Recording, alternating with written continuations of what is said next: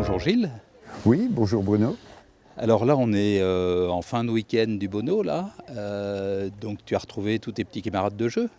Alors oui, c'est un très grand plaisir de retrouver mes camarades et particulièrement ceux qui m'ont entouré dans le sud, dans l'Indien, David, Sébastien et Manu Watkins. Que se disent des marins de la longue route quand ils se rencontrent? Ah, vaste sujet.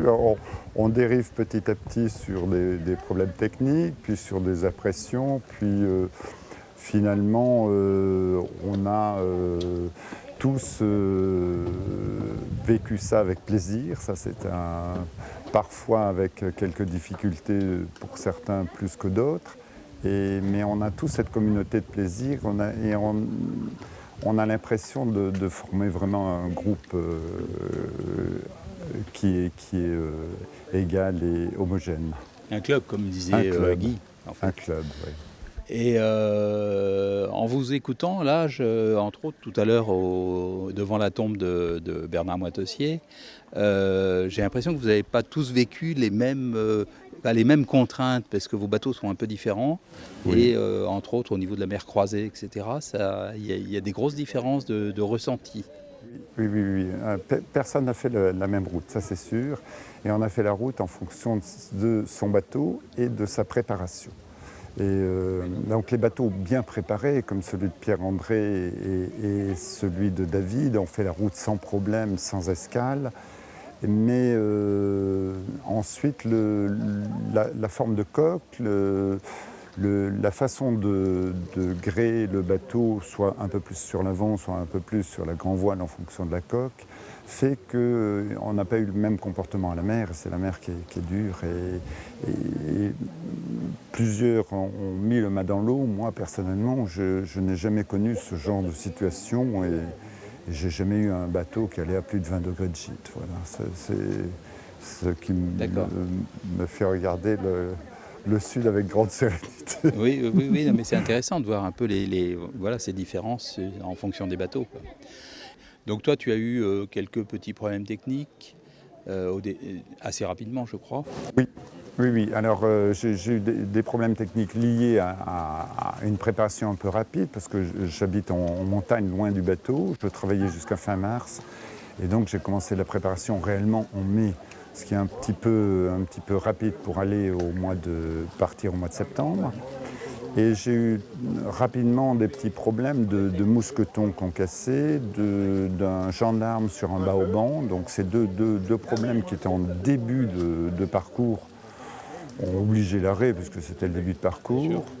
Et ensuite, il y avait l'usure, la fatigue du bateau, etc. Donc j'ai eu les problèmes classiques de voile, de rigging, de bout de chacun.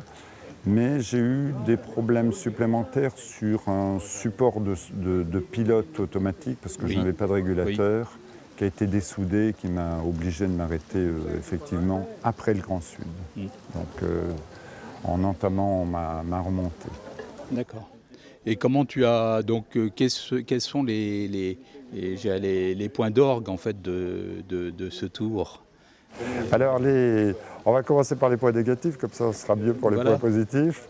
Les points négatifs, c'est l'Atlantique Nord, à la fois à l'aller, où il a fallu se rôder, où il n'y avait pas de vent en partant tard, il n'y avait plus les alizés, et à la fois au retour où il y avait soit l'absence de vent, soit un gros coup de vent aux Açores où j'ai eu quelques ennuis, on en reparlera. Et puis les points positifs, c'est le Grand Sud.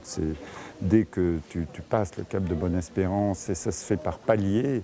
Donc il y a l'Indien, ensuite il y a la Tasmanie, puis après on passe à Sousse-Trappe, et là on rentre dans le Pacifique. Le Pacifique devient un peu long sur la fin, et après il y a cette plongée vers le Cap Horn qui est absolument grisante, et le passage du Cap Horn qui est la petite cerise sur le gâteau. Voilà. D'accord.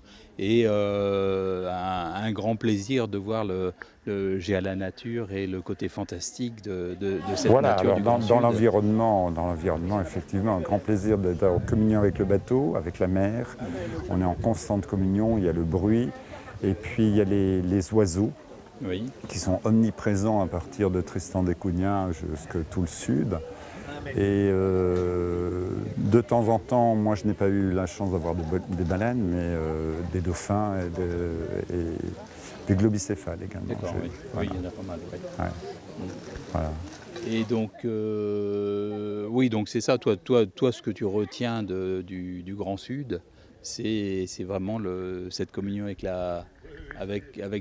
la nature, mais la nature puissante, quoi, la nature Voilà, la nature majestueuse. puissante et un bateau qui marche puissamment. Mhm.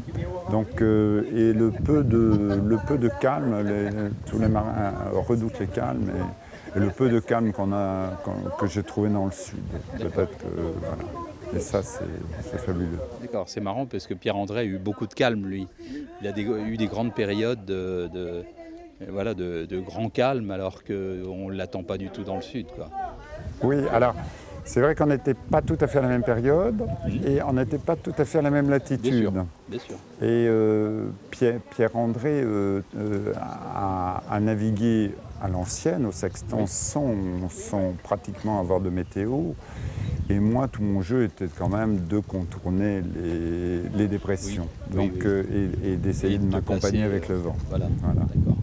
Donc ça change un peu les vécus. D'accord. Et donc au niveau du bateau, tu repartirais là, tu le préparerais un peu plus certes, mais tu ferais une préparation différente ou... Alors en préparation, oui, je préparerai extrêmement plus sérieusement et je changerai beaucoup plus de pièces sur le mât et le gréement. D'accord. Là, c'est quand même le gros moteur du bateau.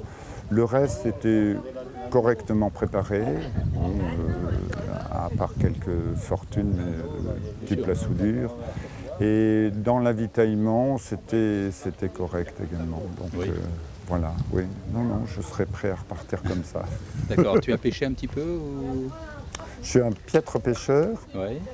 J'ai attrapé 5 dorades de coryphènes. Ouais, Donc on pêche uniquement en zone tropicale. bien sûr. Et il y en a 4 qui sont repartis à l'eau quand même. D'accord. D'accord. Toute seule. Toute seule. D'accord. Une parfaite. Ouais. Et ça doit être un grand plaisir aussi de se nourrir avec sa pêche, quoi. Oui. Mais là, ça a été assez succinct quand même pour moi. Mais oui, c'est un grand plaisir, effectivement. Donc au niveau avitaillement, tu dis que tu avais largement de quoi. J'avais là, oui. Tu as mis combien de temps au total? Tu as mis deux J'ai hors, mis sans voilà, compter les arrêts. hors arrêt, j'ai mis 214 jours. D'accord, En oui. comptant en jours. Oui, c'est assez rapide quand même. C'est assez rapide. Dans le sud, Avec c'était assez rapide. une belle moyenne, oui. Une bonne moyenne, oui. Et en avitaillement, oui, j'avais tout ce qu'il fallait. J'avais bien préparé un avitaillement diversifié, varié, pour ne pas avoir d'ennui, parce Oui. que c'est vraiment le problème. Et malgré cela, sur la fin, on a quand même un petit peu d'ennui, mais ça a été très modéré. D'accord. Et un ressenti de manque d'un bon beefsteak ou de... Alors oui, plutôt des bonnes tomates Ouais. et de la bonne salade. Ah oui. C'était vraiment c'est vraiment ce qui manque à la fin. Oui. Tu as fait des essais de graines germées qui n'ont pas été très, très fructueux, je crois. Oui, effectivement, là c'est un échec, une déception. J'avais amené pas mal de graines germées, en bocal ou en germoire. Et soit à cause de la grande humidité du bateau, soit à cause des températures basses dans le sud, soit que j'ai économisé l'eau et peu rincé mes graines. Bref, j'ai eu un échec elles pourrissaient, j'ai arrêté au bout de 3 essais. D'accord. Voilà, malheureusement. Et maintenant, tes projets? Alors moi, j'aime beaucoup le froid, le nord. Oui. Donc le projet immédiat, c'est de s'occuper de la famille, et ça c'est évident, à la maison. Et puis de faire un petit tour en fin d'été avec la famille. Et l'année prochaine, probablement d'aller au Svalbard en passant par les Féroé, Norvège. Et donc c'est un projet que je n'avais pas pu faire il y a 4 ans et que je remets sur le goût du jour. Et je reporte mon passage du Nord-Ouest que je voulais faire parce que ensuite le bateau est très loin et demande beaucoup plus de gestion. D'accord. Et de gestion de la famille également, donc de par l'éloignement et l'isolement. Bien sûr. D'accord. Ok, bah, je ne sais pas si tu as quelque chose à rajouter, un élément qui t'a marqué ou que tu avais envie de Bien, partager. je souhaite à tout le monde de pouvoir avoir la chance de faire ce que l'on a fait. Et ces moments de solitude volontaire, on n'est pas seul en fait. On n'est jamais seul. On est avec la Oui, nature, on est bien et c'est très très paisible en finale. d'accord. Malgré- Une communication de toute façon. Il y a une communication, il y a une communication avec nos proches. On sait qu'on a les bateaux également dans ce genre de rallye autour de nous qui Oui, sont là et c'est très agréable. Et il y a une communication avec l'environnement, la mer, les oui, oiseaux, bien sûr. la nature et on ne se sent pas seul. Mm. Non, non. Ah, c'est génial.